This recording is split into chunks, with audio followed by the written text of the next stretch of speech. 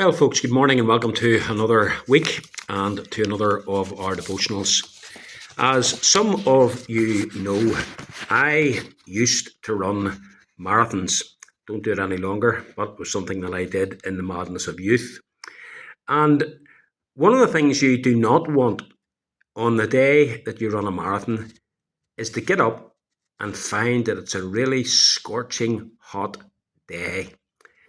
Such weather conditions are not conducive to marathon running. They exacerbate the difficulty of what is already a very demanding task.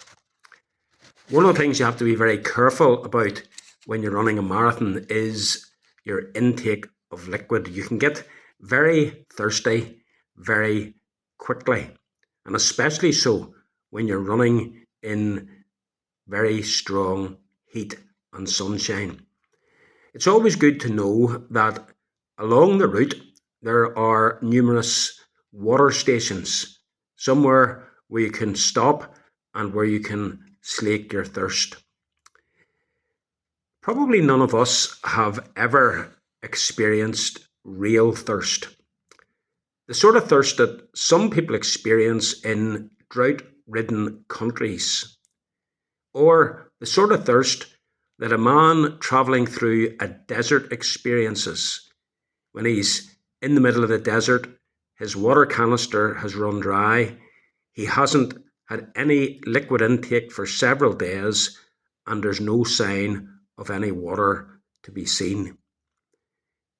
In such circumstances, water becomes a craving. It's the only thing that the person can think about. In Psalm 42, we have a man who is craving fellowship with God. This is how he expresses it in the opening two verses. As the deer pants for the streams of water, so pants my soul for you, O God. My soul thirsts for the living God. When shall I come and appear before God? The psalm is written by the sons of Korah, according to its title. But the writer, whoever he was undoubtedly inspired by what he knew to be true about David during his time of exile on account of Absalom's treacherous rebellion in seizing David's throne. David, together with others, was not able to go to Jerusalem. He and they were fugitives. They weren't able to go to the tabernacle and to enter into and enjoy the blessings of public worship. And this was a real concern for David. He really missed being unable to gather with God's people. Yes, he was concerned that Absalom was rebelling against him, but David's greater concern was that he wasn't able to appear before God in the public worship. And he puts it in beautiful poetic language, the writer of this psalm, like a deer panting for the flowing streams. He pictures a deer maybe being hunted by dogs, and the animal being hunted is longing to get to a flowing stream where he can go into the water, and the smell that the dogs are following will be washed away and he will be no longer hunted. Or maybe it's simply the deer is being hunted and he's gasping for something to drink, and he's longing to be at the side of a brook where he can satiate his thirst. David says, that's how I felt when I wasn't able to go and worship God at the tabernacle. Now, it wasn't the tabernacle and the priests and the offerings and the incense and the singing and all those aspects of worship, important as they were. What David really missed was being before God. Going into the presence of God, having fellowship with God, in the company of the people of God. Let me read to you what Charles Spurgeon says about this verse. He says, debarred from public worship, the psalmist is heartsick. Ease he did not seek, honour he did not covet, but the enjoyment of communion with God was an urgent need of his soul. He viewed it not merely as the sweetest of all luxuries, but as an absolute necessity. Friends, do you know anything of this longing for God? It's a challenge to me. Do we have a longing for fellowship with God? Do we know the joy of really looking forward to gathering with the people of God to worship God?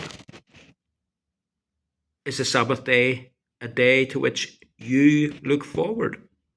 Is it something that you would really miss if you were not able to avail yourself of it? Is it the day more than any other day in the week to which you look forward? Because on that day, you are going to be in the presence of God.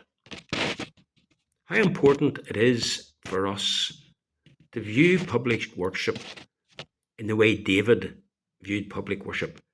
When shall I come and appear before God?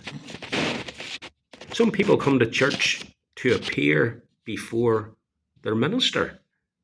Some people go to church to appear before others, to be seen to have been at church. David saw public worship as going to appear before God. Maybe the reason so many are so casual in their attitude to worship, so casual in their discipline of coming to worship, is because they don't see it as appearing before God. May God give us a true sense of what worship really is about. And may He create within us a similar desire for worship as that expressed by David here in this psalm. Spurgeon says, he who loves the Lord loves also the assemblies wherein his name is adored. He goes on to say, vain are the pretences to religion, where the outward means of grace have no attraction. It were well if all our resortings to public worship were viewed as appearances before God. As the deer pants for flowing streams, so pants my soul for you, O God. My soul thirsts for God, for the living God. When shall I come and appear before God?